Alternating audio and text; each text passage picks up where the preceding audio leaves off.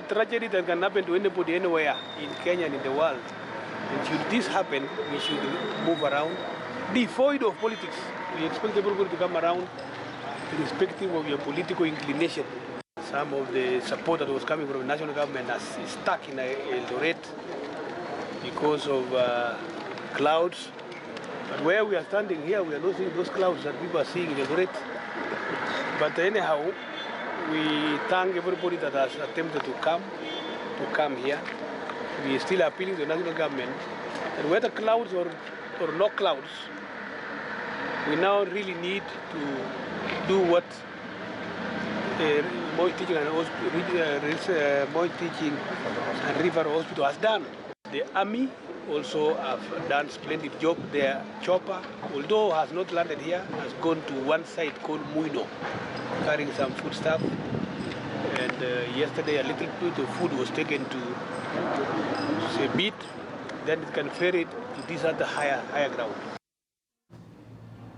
Well, this is the worst incident in the history of our country. That's West Pokot's Governor John Nyang'apuo speaking earlier today. He has been on the ground from Saturday, yesterday, and today as well. So the death toll right now, from what we know from that landslide in West Pokot, stands at 52. We're not yet sure how many people are still missing.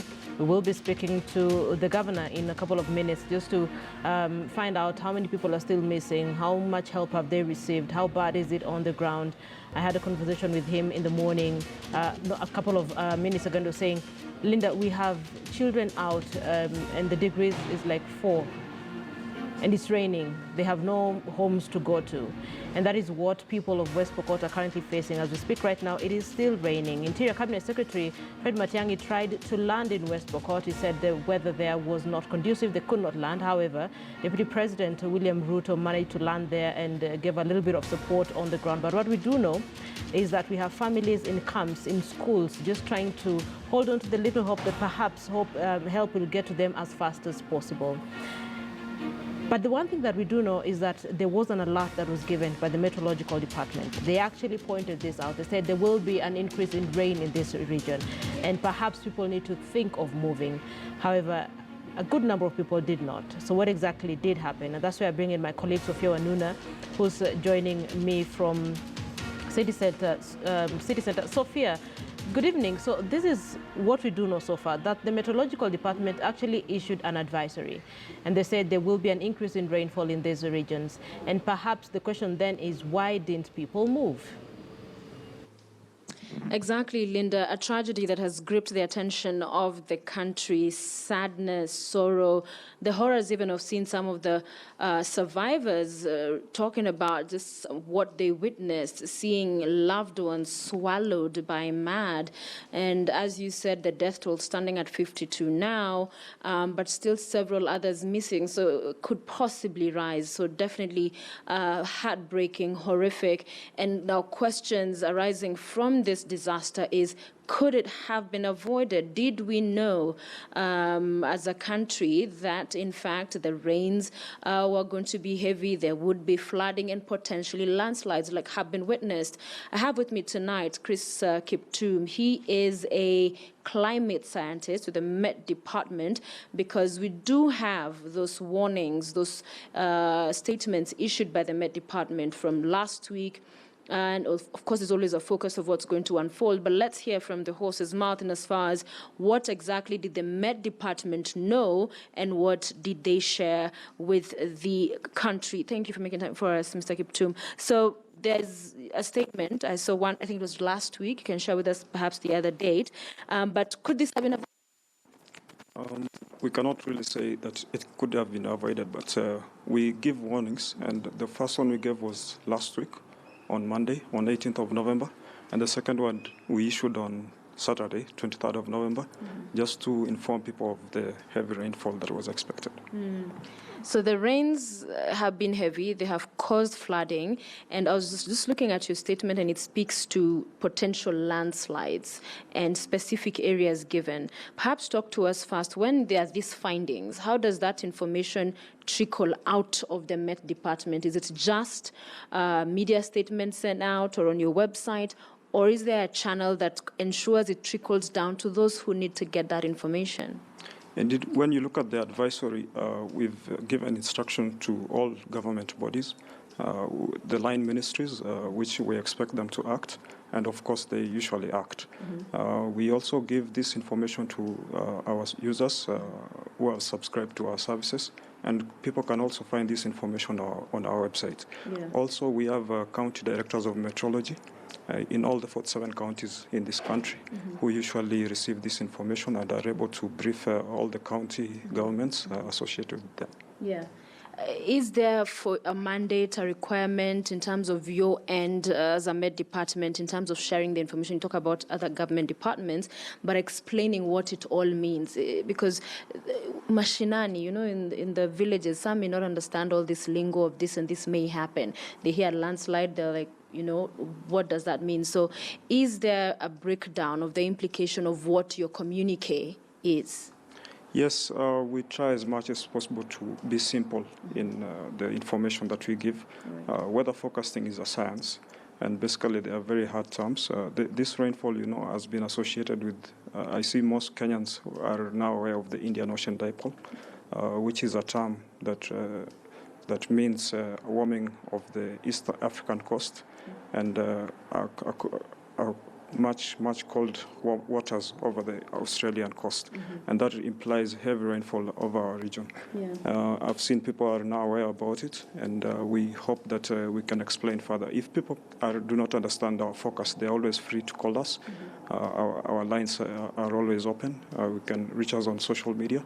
And we usually get feedback equally from our Facebook and Twitter pages where we can be able to share the same information.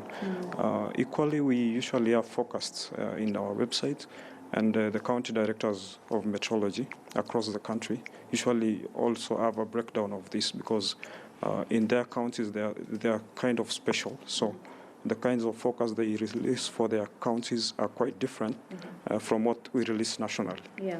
And I want to have a look at, just to read some of what you said in your statement. This is just last week, I believe, that residents in the mentioned areas, and so there's Elgeyo Marakwet, there's West Pokot, so you speak to the point that those residents are advised to be on the lookout for potential floods. Floods may suddenly appear even in places where it has not rained heavily before. And all of these details about people in landslide-prone areas. Talk to me about that, because was this a landslide-prone area, or was it that in this particular instance and with the rains, you saw that this was a potential disaster? When we gave our forecast, we met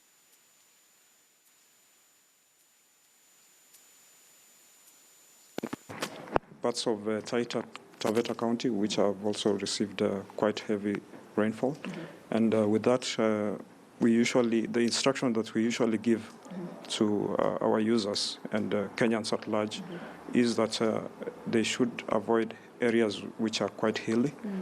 Try as much as possible to go to areas, higher grounds, higher ground areas, especially in the Aberdare region, Mount Kenya region, and hilly areas in Western Kenya. And surprisingly, we've been able to see also Taita Taveta County, which has reported some bit of landslides. Areas, of course, which we try as much as possible to focus on are areas which are close to riverbanks. We've been able to see Ewasonyiro River, Bastis banks, and sometimes other rivers across the country. So basically, the advice is always to go to higher places. Yeah. And yet, in this particular instance, and my colleague Linda will be speaking with the governor just to the point that the warning had been issued. Were people told? What did they do? Did they move when they were asked to move? But for those who are struggling to understand what exactly happened, landslides, it's raining heavily, it's flooding. What is it with the earth that gives in and buries people and takes them out? Whenever we have heavy rainfall, and especially when it's continuous for a number of days, the grounds become saturated with water, and areas where we have no trees or very sloppy areas, when this infiltration happens of these waters, the grounds become quite slippery and the grounds are weak. And therefore, what happens is the land slides down to areas which are close, which are, let's say, slopey areas especially. And whenever this happens, it was quite massive what we saw in West Pokot, and even the debris, the trees blocking the roads, and all manner of things happening. We usually advise people to move to higher ground. So whenever, even at this moment, we expect the rains to reduce a bit, and especially today and tomorrow. But as we move into on Wednesday, Thursday, we expect a reduction. On Friday, again, we expect a pickup, especially over the southern parts of the country and the western region, including West Pokot. So it's good for the public to be on the lookout. Are there any areas you would advise in the country now? We've seen what has happened tragically, unfortunately, in West Pokot, that people need to watch out for. Any counties, towns that things are about to get worse? Because I saw there's also a 7-day weather forecast. So you already know 7 days away what's likely the weather is to look like. So in our 7-day forecast, we've given, in terms of the intensity of these rains, much of the rain is likely to be over western Kenya, over the southern parts of the country, except the coastal region. Northeastern Kenya, we expect a lot of rain today, and a reduction beginning tomorrow. Over the northwest of the country, we expected the rains again to continue today, but a reduction starting from tomorrow. However, over the Lake Basin region, areas over the highlands west of the Rift Valley, and including central highlands and Nairobi, we still expect some bit of rain. For areas, people in Nairobi, of course, a reduction is expected in these rains, but a continuation of the same. Quite moderate rainfall, and in the mornings we expect cloudy conditions with light rains breaking into sunny intervals, and some showers in the afternoon. For the rest of the country, the rains, especially over the western part and the highlands west, we expect a continuation of these rains. Finally, is there any frustration perhaps from you as an official and others in the Met Department about the information you put out, in as far as just ordinary Kenyans acting on it? That whether it's getting to them, we've seen cars in recent days where they've been flooding of roads, being swept away literally. So are you satisfied even with how, as a country, your information from your department is taken up?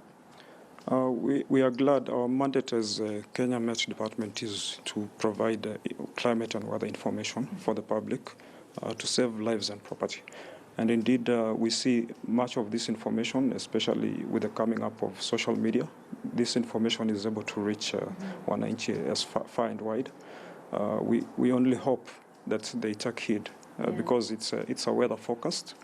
And there is usually, we give a percentage of warning. The percentage of warning that we had given for this forecast was between 33% to 66% chance. And indeed, we've been able to see that Kenyans took note of this forecast. However, where we had this tragedy, it has been quite sad, and we hope the rescue efforts continue well. I understand I've been given 2 more minutes before I hand back to Linda. Let's talk about climate change, and as far as the bigger picture, that now there are times either the rains will come more heavier than we've seen in the past, or times we expect rains and they do not come, dry season, drought and all of that. Are things getting worse? And here in Kenya particularly, we've seen the effects in some countries like China, where really, in terms even of just the environment, the air they're taking in, walking around with all these masks, how is Kenya faring? Are we living up to the things we need to do, plant trees, take care of our environment to make sure we don't feel the ravage of climate change like we're seeing in other parts of the world? Indeed, climate change is here with us, but what we would always want to do is to take advantage of the things we can do. So even though we are seeing heavy rainfall across the country, it is expected with climate change, more and more intense rainfall in short. And with that, we of course, expect this to cause flooding. But sometimes we advise people to plant more trees to avert cases of landslide. And a good thing we can also do is to do water harvesting. Water harvesting because even as we see these rains continue into December, that is when we expect the season to end.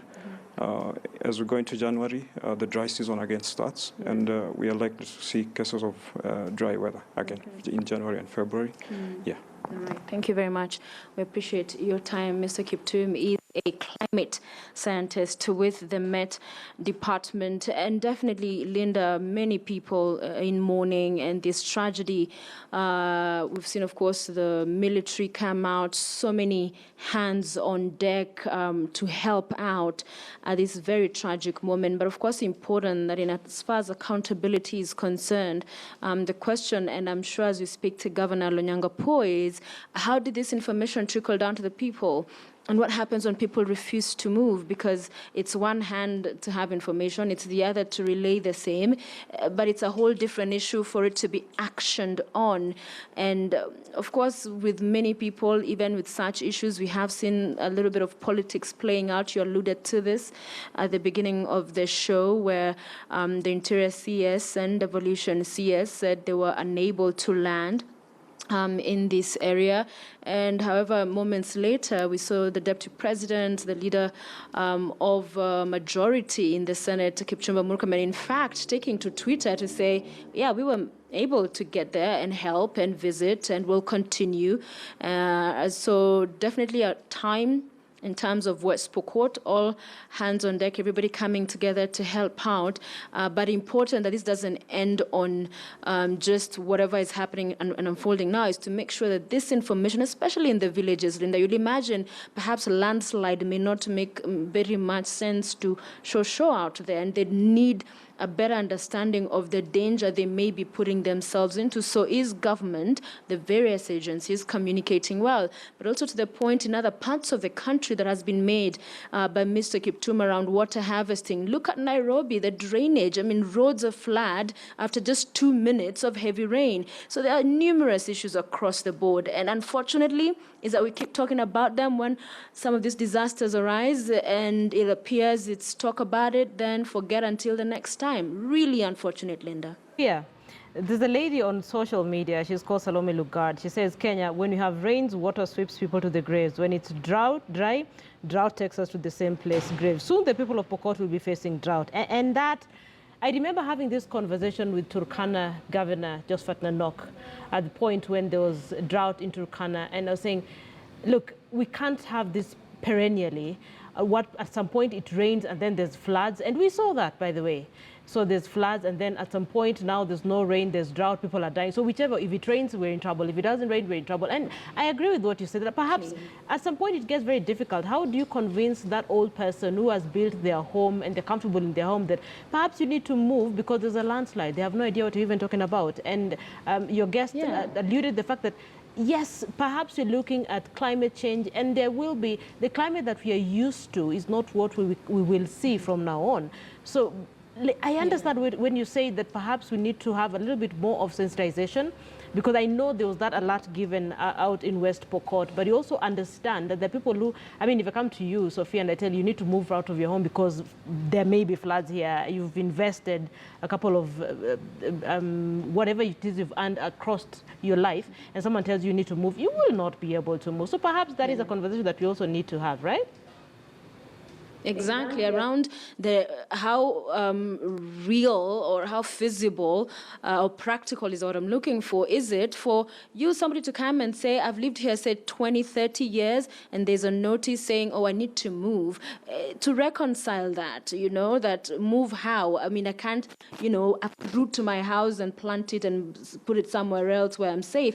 And yet, sometimes some of those difficult situations people are put in, they do not realize that, again, it's danger they are allowing them to come and visit on their homes and their loved ones. So it really is complex. It's a lot of planning through and through with the various government agencies to ensure that it's actually communicated with the seriousness it deserves, Linda, because at the end of the day, it's not enough for a statement to have been put out, but in the local dialect, are they understanding what all of this means?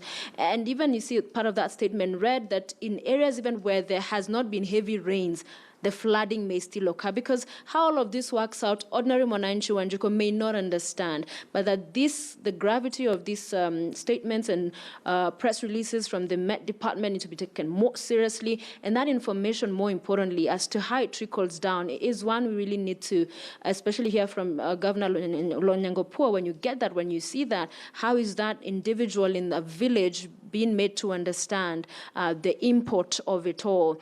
But also as they move, how does all this work out? So it's a thin line, it's a tricky balance, but at the end of the day, life is sacred and must be protected by all counts.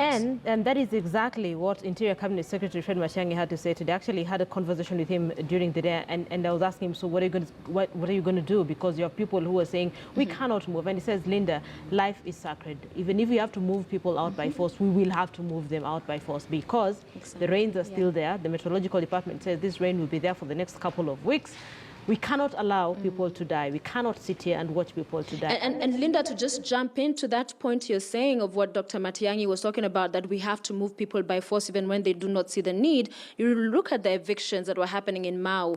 There's no tragedy in and of itself in the moment, but it's the impact of that continued settlement in that forest area and what it will mean going forward that saw those forced evictions. I mean, there are those who support, against, there's a whole debate around that, but to the point of forced moving of people. So that in this instance then, when it's not about forest protection, but you know imminent danger, there's going to be landslides, people will die, do you just tell people, hey, they're going to be landslides, move? So if they don't, can government then go that extra step like we've seen in that instance and actually forcefully move people and save their lives? Because, Linda, you realize, perhaps an example somebody was talking about earlier and making a case for forced moving of people even in such instances, is that even when one tries to take out their own life, they're arrested for that in some countries. So that the idea at the end of the day is that to protect life at all costs, Linda. Yeah, that's what everyone is trying to do. Unfortunately, the roads have been cut off. Planes are unable to land. However, Deputy President William Ruto was able to land. And I was having a conversation with Governor Lonyangopuo, and he said, Linda, it is horrible. You have children sleeping outside. We have degrees of up to 4. And it's really, really freezing cold. They have nowhere to go. You have parents who have refused to move. Roads are impassable. And it's very difficult to even get food supplies. I did mention roads have been cut off. There's even more fear that perhaps some of the rivers there will burst their banks, and then that will also be a whole story all over again. But Sophia, thank you. I hear you. And thank you for just bringing us up to speed with what the Meteorological Department says. They says, guys, perhaps it's time to reconsider moving people from these areas because the rain is not going to stop. But there have been a little bit of reaction on social media as well. I'm wondering if you can take a good look at some of them. A couple of leaders have been tweeting about it, about the landslide in West Pokot that has seen 52 people lose their lives. Could we have that? Yes, there we go. So Donald Kipkorir, renowned lawyer, says, why are some people bitter that Fred Matiang'i didn't go to West Pokot? Surely if the principal assistant to the president is there, why then do they need a minister? Do they want a whole government to relocate there?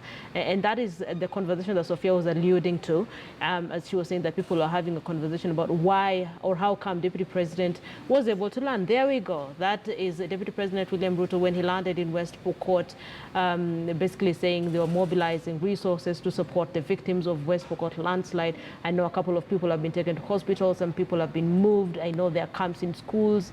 Ali Nur Mohammed says, my heartfelt condolences to families, friends and relatives of those who've lost their beloved ones in the devastating landslide in West Pokot. Interior Cabinet Secretary Fred Matiang'i himself says state officers, including himself, were compelled to land at Eldoret International Airport on their way to West Pokot due to the weather, and they're hoping to make their way back there tomorrow. When I was speaking to him, he was saying, Linda, I'll keep trying as much as I can until I can make sure that I land there and just render the help that's needed. Musa Fakir says, "It is with great sadness that I learned of the lives lost after landslides following the heavy downfall in West Pokot County in Kenya. This tragedy follows similar torrential rainfall and subsequent devastating floods in South Sudan and Tanzania." And that is what Chris Kiptum was alluding to. We are facing climate change, and the minute we start talking about it, then perhaps we will be able to have a meaningful conversation and make sure that we do not see this again. Kipchumba Murkomen, leader of majority in the Senate, says, "I urge all our people living in Kerio Valley escarpment, including West Pokot, to move away from the dangerous areas to safer ground." And as we're having that conversation, it's face that it's very difficult to make people move, but at times you have to make people move, especially where lives are concerned, where lives are in danger. FCDC says, "Our thoughts are with the people of West Pokot affected by the massive landslide and floods which have caused death and destruction. We appeal to our partners and people of goodwill to support the people of West Pokot during this very difficult time." So just those are some of the responses that we've seen on social media from different leaders on this landslide that happened in West Pokot. We did mention that recovery efforts are currently ongoing. I will be speaking to John Lonyangapuo, who's the governor of West Pokot, in a couple of minutes, just to pick his mind on how the recovery efforts are going on as we speak, how many people have been affected, what sort of help have they received. And I remember during the day he was saying we need all the help we can get. We need blankets, we need food, we need clothes. So if you're in a position to help, please help. There's a pay bill number that I'll be reading just before we wrap up this conversation today in the evening. But you're watching The Big Story. Is this where we get to take our first break? There we go.